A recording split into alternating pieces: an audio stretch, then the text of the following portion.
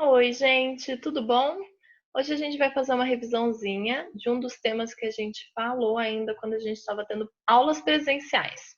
Esse tema é sobre as classificações dos seres vivos, como que a gente classifica eles. Vamos olhar lá os slides. Aqui, gente, a gente então estava falando das classificações dos seres vivos. A gente tem uma grande biodiversidade. Como é que a gente vai agrupar tudo isso de organismo vivo, né? Tão diversificado, diferentes entre eles, alguns são mais parecidos, então formas de classificação. Bom, definição então, quem que vai ajudar nessa classificação são os taxonomistas. A taxonomia é o estudo que vai identificar, catalogar, ver quais são os organismos mais parecidos, se são da mesma espécie, se não são das mesmas espécies. Então é na taxonomia.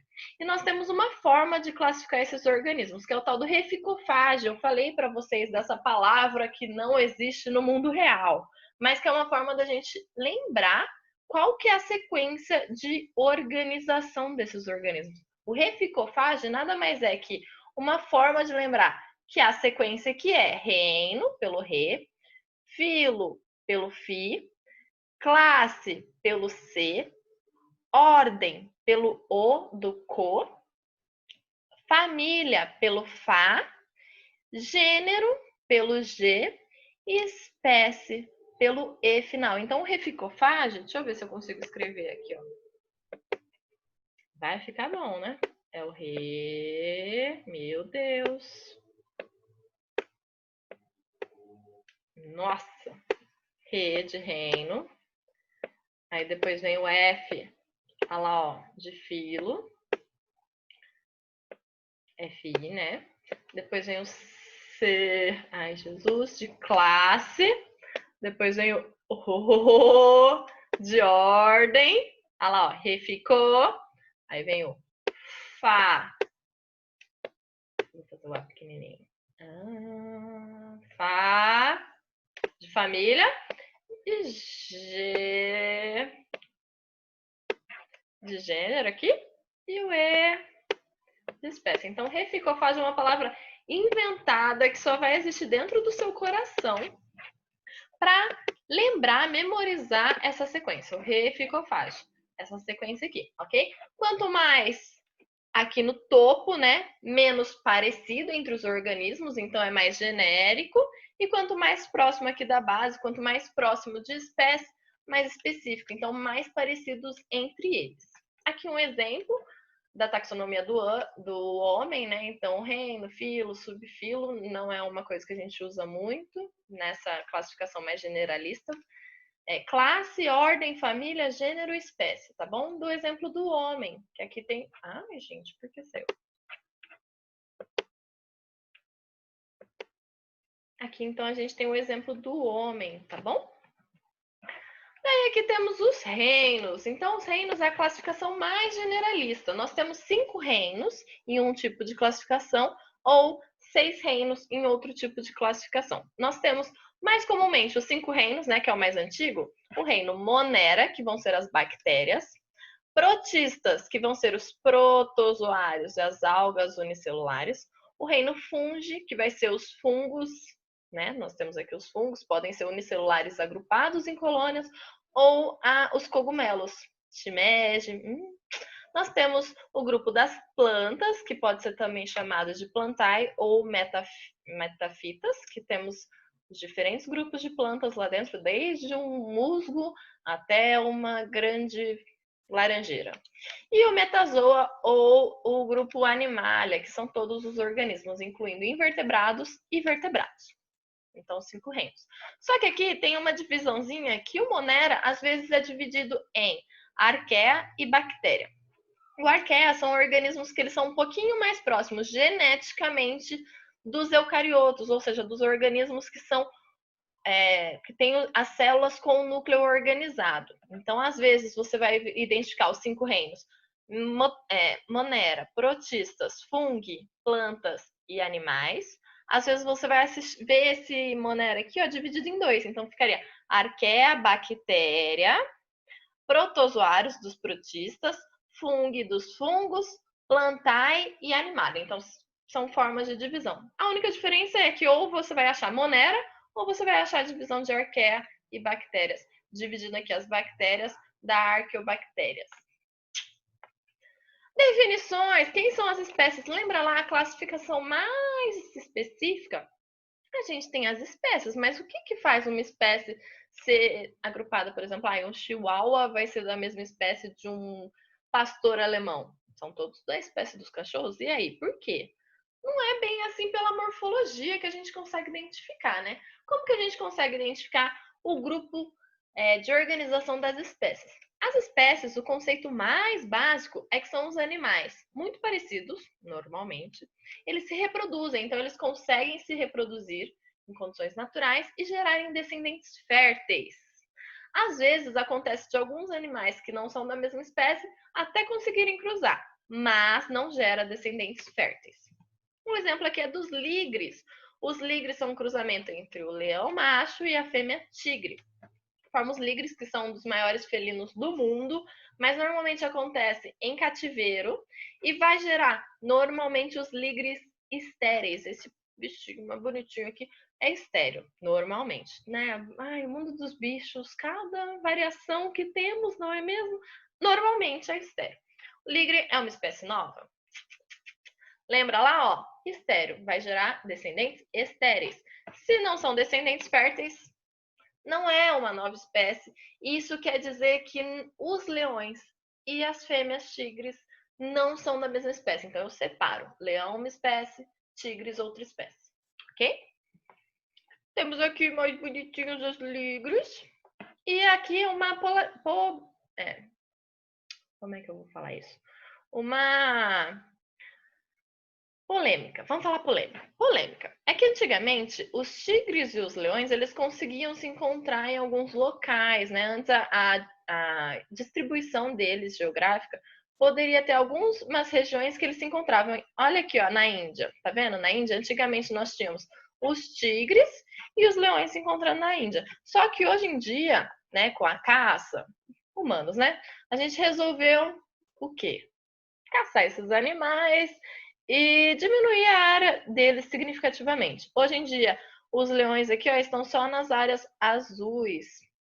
E aqui há uma divisão do que era antes de 1900 no mais clarinho e depois de 1990 no vermelhinho. Então a gente diminui a área deles. Hoje em dia eles só vão se encontrar nos cativeiros. Não encontram mais no ambiente natural. Esses animais que não são da mesma espécie, mas que podem se cruzar e gerar descendentes não férteis, esses descendentes não férteis formados vão ser chamados de híbridos. O exemplo clássico, muito clássico, é o burro, a mula, que é o cruzamento entre o jumento e a égua. O burro, a mula, não é fértil. É um cruzamento híbrido, então, de duas espécies. A égua é uma espécie, o jumento é outra espécie. Dá para cruzar cavalo e jumenta, vai formar o bardoto, ou zebra e cavalo. Também, zebra e cavalo não é da mesma espécie, são separadas. Por quê? Porque formam um híbrido estéreo. Se forma descendente estéreo, não é da mesma espécie. Cachorro e lobo são das mesmas espécies?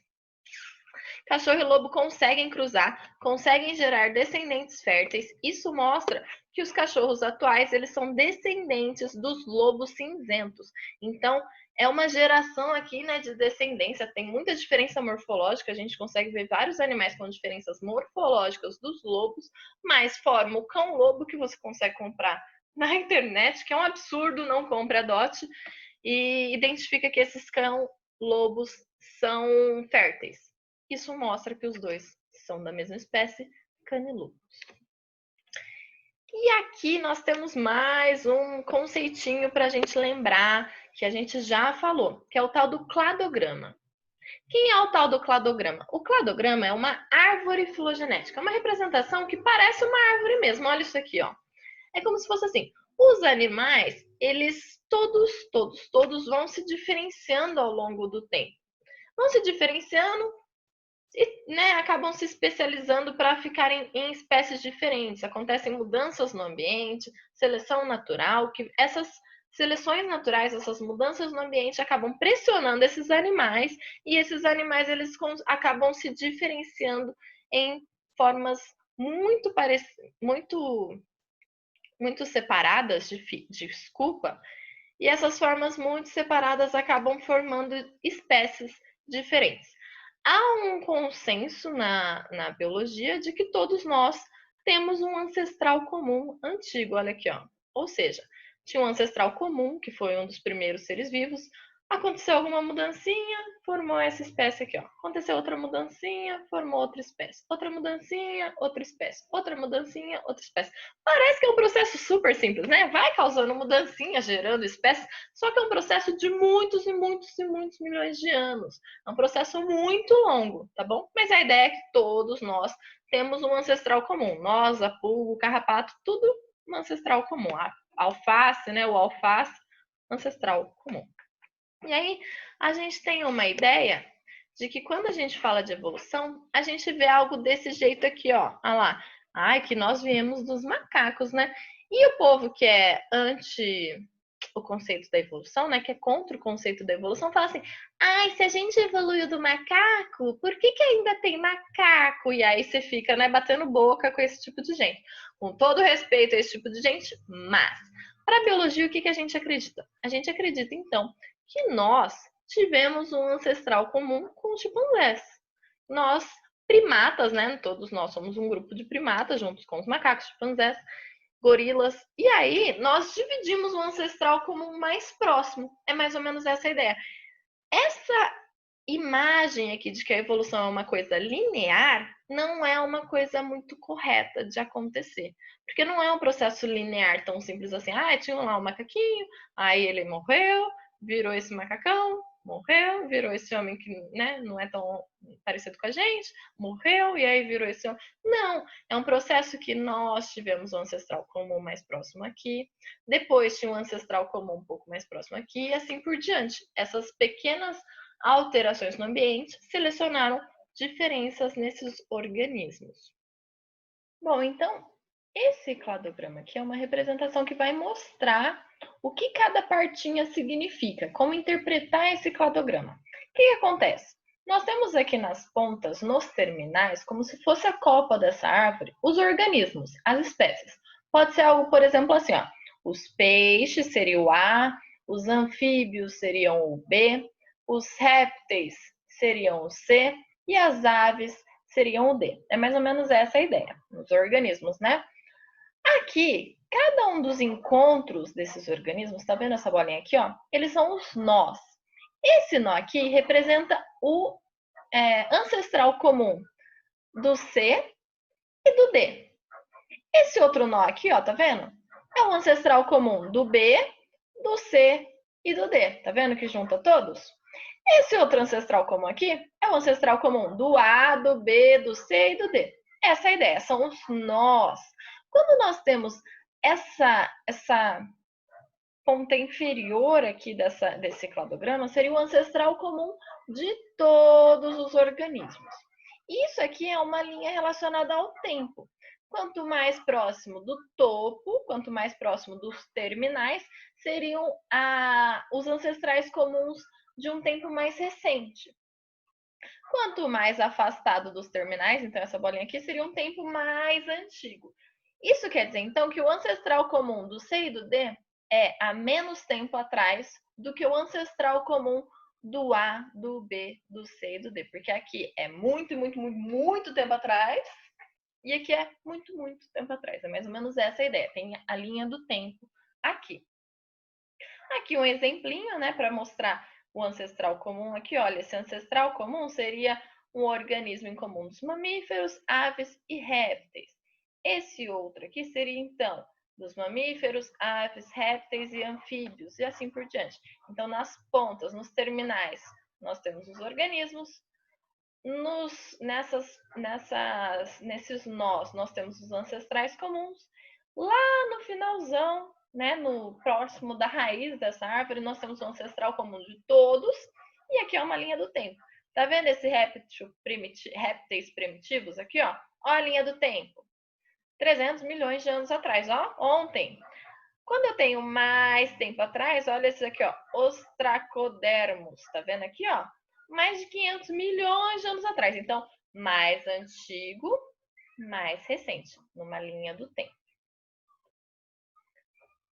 Semelhanças morfológicas nem sempre querem dizer que os organismos estão muito próximos. A gente consegue ver aqui, ó, que os répteis e as aves têm um ancestral comum compartilhado aqui, ó, que é mais próximo do que, por exemplo, as aves e os mamíferos. Você olha e você pensa, gente, quem será que é mais próximo? Eu ia agrupar, olha, aglomerar, né? Que saudade de uma aglomeração. Mas eu ia agrupar os répteis com os anfíbios, eles são mais parecidos.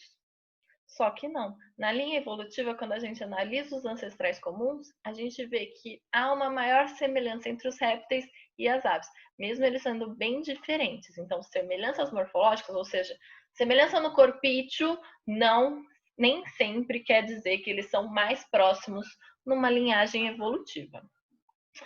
Classificação do Linneu. Estamos quase acabando, amores. Classificação do Linneuzinho, não é esse Linneuzinho aqui, o popozão. É o Carlos Linneu, Carl von Linné. Esse Carlos Linneu de cá, ele fez um grupo de regrinhas para a gente conseguir nomear os organismos vivos. É um tipo de um monte de regrinha para nomenclatura, para classificar esses organismos. Ele acreditava antigamente, esse conceito já está errado, que o número de espécies era fixo e determinado por Deus. Olha, gente, não vamos julgar o menino, né?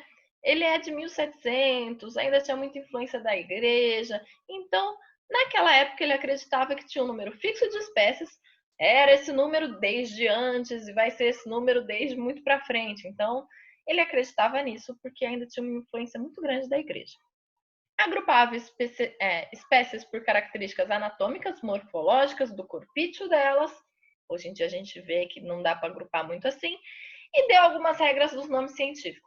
O que a gente usa hoje em dia? A única coisa que ficou do Linneuzinho foram as regras dos nomes científicos. Agrupar as espécies por características morfológicas caiu. E acreditar que Deus fez o mesmo número de espécies há milhões de anos atrás, que vai ser igual a milhões de anos para frente, também caiu, porque hoje a gente viu que tem a especiação. Quando a gente fala dessa parte de igreja e tudo mais, amores, não é para falar de qualquer tipo de religião, tá bom? É só para a gente falar o que é mais aceito para a ciência, ok? Sem crises existenciais aqui. Mas nas regras de nomenclatura, quais são elas? Os nomes das espécies, eu identifiquei lá uma espécie nova. Quero dar nome para ela. Posso dar nome de qualquer jeito? Não. Esses nomes vão ser normalmente binomiais, ou seja, dois nomes. O primeiro nome que você vai dar, seria o primeiro nome desse animal, ele vai ter a primeira letra maiúscula. E essa primeira palavra desse nome desse animal, olha lá, binomial, a primeira vai ser sempre indicando o gênero dessa espécie. Gênero? O que está acontecendo? Lembra lá? Reficofage? O gênero é um agrupamento muito próximo de espécie. Então, você demonstra esse agrupamento muito próximo da espécie quando dá um nome, tá bom? Então, a primeira palavra é o gênero. A segunda palavra sempre vai iniciar com o nome em minúsculo. Então, toda palavra é em minúsculo. E vai indicar a espécie. Quando você junta, então, a primeira palavra com a segunda palavra, você vai ter essa espécie. Sempre, sempre, sempre, para indicar o nome de uma espécie, você tem que dar um destaque para o nome dessa espécie. Destaque como? Vou usar minha caneta colorida rosa? Não, amores, não precisa. Destaque da seguinte forma: quando você escreve, você vai grifar. Sempre, sempre, sempre. Nunca esqueça de grifar o nome de uma espécie. Se você estiver digitando, você pode pôr o nome da espécie em itálico ou em negrito, tá? Ah, professora, mas a minha letra eu vou fazer assim, apuladinho? Vai ficar ótimo, eu vou fazer em itálico no meu caderno. Gente, não dá para eu saber que você escreveu em itálico no seu caderno, ou quem for corrigir as suas provas daqui para frente. Então, grifa que a teacher, né, a tia sabe que você grifou e que está destacando. E não esquecer a regra da prioridade. Olha aqui, achei essa espécie aqui, ó. Vou dar nome para ela. O que essa regra da prioridade diz? Se eu achar uma espécie, eu tenho que ver se ninguém deu nome para esse organismo aqui que eu tô achando que é muito novo antes de mim, tá bom? Se alguém já achou essa espécie, já catalogou, já classificou e já deu nome, eu não posso dar outro nome para ela, tá bom? Eu tenho que achar uma espécie nunca antes descrita, classificada e nomeada. E aí você pode pôr o nome nessa espécie, tudo bem? Seguindo essas regrinhas aqui de Linneuzinho para a nomenclatura. Isso ajuda muito Por quê? Porque imagina, no mundo da ciência, nós temos diferentes línguas. Eu tô querendo estudar esse gato aqui, ó, e eu vou falar com um russo, falar, nossa, eu estudo um animal maravilhoso, ele tem pelinhos, ele faz um barulho, ele tem um rabo e tem pelos. E aí o russo que eu tô falando vai poder entender ou não aquilo que eu estou falando, né? Ah, é um gato. Como é que ele vai chegar no gato se faz um barulho, que tem pelinhos e que tem rabo? Né? Difícil. Então, a nomenclatura com essas regrinhas ajuda na comunicação científica também. Eu vou chegar e falar, eu estudo Felis catus, olha aqui. Aí ele vai falar, entendi o que é um Felis catus, é um gato. E aí ele consegue identificar quais são as espécies que eu estou estudando. Tá bom, meus amores? É isso. Se cuidem, é uma revisão e a teacher vai passar aqui o que vocês precisam saber dessa aula, tá bom? Vão ter alguns exercíciozinhos e não desistam. Fiquem comigo se vocês precisarem de qualquer coisa, me mandem mensagem que eu altero a aula, faço de outro jeito, explico de outra forma, a gente vai se alinhando, tá bom? Beijo, se cuidem!